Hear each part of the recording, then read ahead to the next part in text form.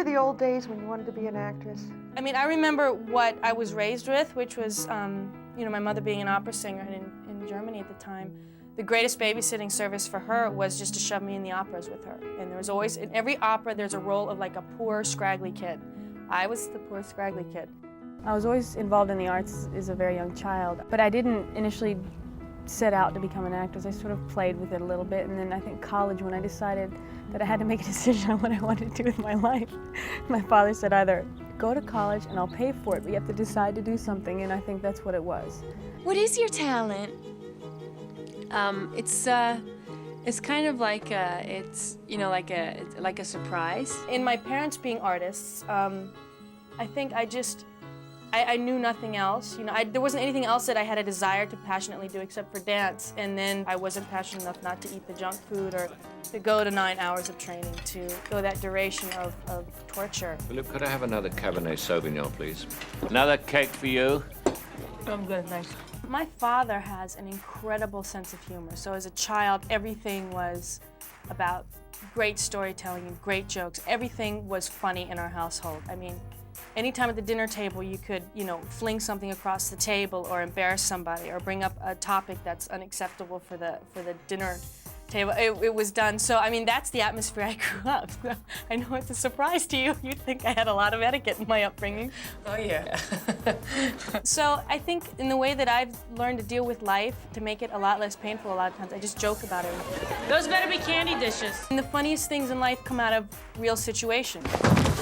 You know, I'll fall down a set of stairs. Yes, I broke my leg, but it was awfully funny as I was coming down those 36 flights.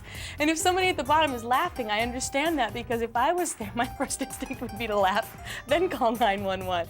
Everybody hold on! I think because I've been in a lot of wrong places at the wrong time has made me that much more determined to find the right place. And every wrong place will teach you where not to go next time. Get her off the stage! I've fallen on my face so many times. But without that, I wouldn't be where I was sitting. So, you know, I'm not gonna complain. Of course, I'll go home and every once in a while complain about it. And by the way, you're doing a great job.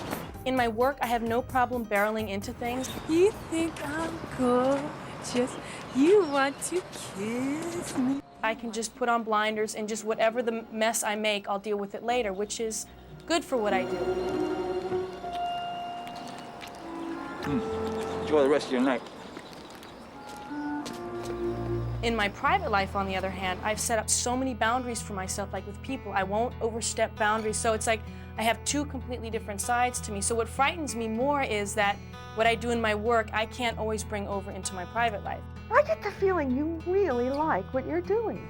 9 times out of 10, yeah. I mean, you have the days where you wish you'd just not gotten out of bed, but for the most part, yeah, I like what I'm doing. But if I don't have a really fun place to work in, then I don't do a good job. Look at that!